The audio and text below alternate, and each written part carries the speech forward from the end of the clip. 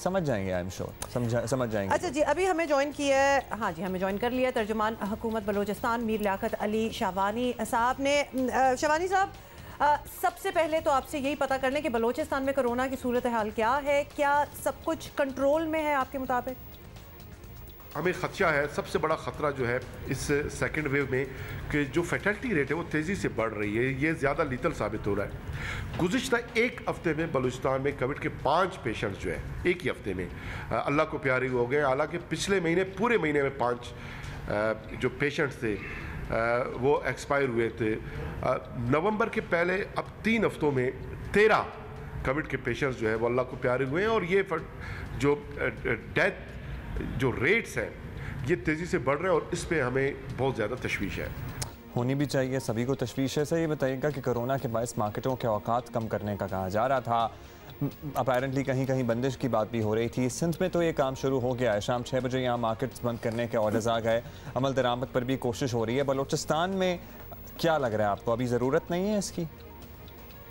देखिए, कोरोना के फैलाव जो है वो डिटरमिन करेगा तमाम बंदिशों को, सख्तियों को, लॉकडाउन, स्मार्ट लॉकडाउन, कोई भी नाम दे दें।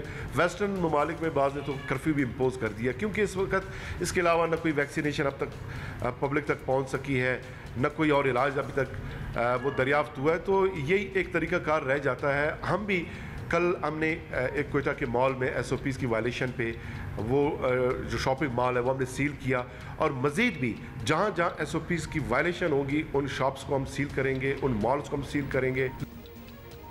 अच्छा शाहवानी साहब, फिर तो ये भी बता दें कि अब ये तो कहा जा रहा है कि लॉकडाउन नहीं किया जाएगा, लेकिन किसी भी शोबे में अगर आप देख लें, और आप भी ये जानते हैं SOPs पर अमल नहीं हो रहा, तो ये भी obviously it's in front of everybody. फिर लॉकडाउन के अलावा चारा क्या रह जाता है? कोई और ऑल्टरनेटिव आपने सोचा? लॉकडाउन के अलावा कोई भी चारा नहीं। लॉकडाउन के चारा के अलावा हम बिल्कुल बेचारा हैं। कोविड ने इस वक्त लोगों को बेचारा कर दिया है। गवर्नमेंट को कोई और चारा है नहीं, कोई मेडिसिन नहीं है, कोई वैक्सीन नहीं है और केसेस बढ़ते हैं। अब तो देखें इस मरले पे बलूचिस्तान गवर्नमेंट जो पहले लॉकडाउन में जो तल्ख तजर्बात सामने आए, जो आवाम की मईशत को नुकसान हुआ, जो गवर्नमेंट के ऊपर इजाफी एक्सपेंडिचर्स का एक बर्डन आया, हम उस तमाम तजर्बे को देखते हुए आवाम से गुजारिश कर रहे हैं क्योंकि बलूचिस्तान में जो केसेस है कंपेरेटिव दीगर जो प्रोविंसेस हैं अब तक कम है, लेकिन ये बढ़ रहे हैं। लॉकडाउन के अलावा कोई चारा नहीं है, हम सब बेचारे। लियाकत शाहवानी हमारे साथ मौजूद थे। पता है क्या, जब सूरत हाल इस तरह की हो जाती है ना तो फिर ऑप्शंस क्या रह जाती हैं, तो हम सब मिलकर इस नहज तक ना पहुँचें कि इसके अलावा कोई चारा ना रहे।